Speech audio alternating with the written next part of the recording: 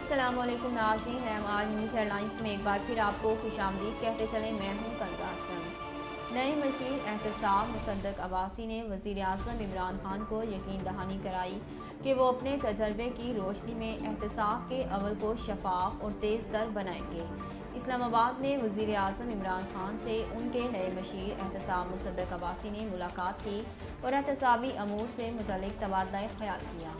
ذرائع کے مطابق مصدق عباسی نے مشیر تعینات کرنے پر وزیر اعظم کا شکریہ ادا کیا اور احتساب کے عمل میں بہتری کی یقین دہانی کراتے ہوئے کہا کہ وہ اپنے تجربے کی روشنی میں احتساب کے عمل کو شفاف اور تیز تر بنائیں گے۔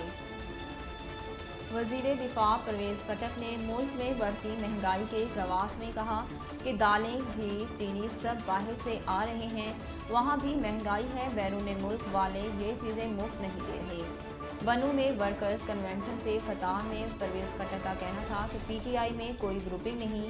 اس موقع پر انہوں نے اختلاف رائے رکھنے والے کارکنوں کو دوسری پارٹی میں جانے کا مشورہ بھی دے ڈالا۔ پرویز خٹک کا مزید کہنا تھا کہ بلدیاتی انتخابات کا اگلا مرحلہ اہم ہے، یہ انتخاب جیتنا عمران خان کے مستقبل کا سوال ہے۔ کراچی پولیس دعامنگی کیس کے مرکزی ملزم کی حفاظت نہ کر سکی۔ ماسٹر مائنڈز میں سے ایک مرکزی ملزم زہیب قریشی کورٹ پولیس کی حراست سے فرار ہو گیا۔ ذرائع کے مطابق جیل سے کورٹ لے جانے کے بعد یہ واقعہ اس وقت پیش آیا جب اہلکار زہیب قریشی کو شاپنگ کرانے لے گئے اور کورٹ پولیس اہلکاروں نے جان بوجھ کر کسی کو اطلاع نہ کی۔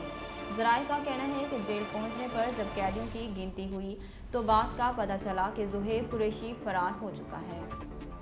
ذرائع کے مطابق 2 پولیس اہلکاروں کو حراست میں لے کر فیروز آباد تھانے میں مقدمہ درج کیا جا رہا ہے۔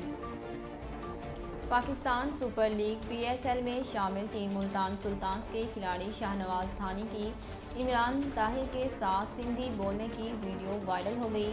ملتان سلطانز کی جانب سے ٹویٹر پر ایک ویڈیو شیئر کی گئی جس میں شاہنواز تھانی پاکستانی نژاد جنوبی افریقی لیگ سپنر عمران طاہر کو گلے لگاتے ہیں اور ان کے ساتھ سندھی زبان بولتے ہیں۔ جواب میں ملتان سلطانز کے لیگ سپنر عمران طاہر بھی سندھی زبان میں دھانی سے گفتگو کرتے ہیں۔ جنوبی افریقہ کی نمائندگی کرنے والے عمران طاہر کا بنیادی تعلق سندھ سے ہے۔ ناظرین، اب تک کے لیے اتنا ہی۔ مزید خبروں اور اپڈیٹ کے لیے ہمارے چینل کو سبسکرائب کیجیے اور ہمارے فیس بک پیج کو فالو کیجیے۔ اسی کے ساتھ اپنی میزبان کنزا اسلم کو دیجیے اجازت۔ اللہ حافظ۔ اہلیان لیا کے لیے خوشخبری، MR نیوز چینل لا رہا ہے لیا سے روزنامہ MR نیوز۔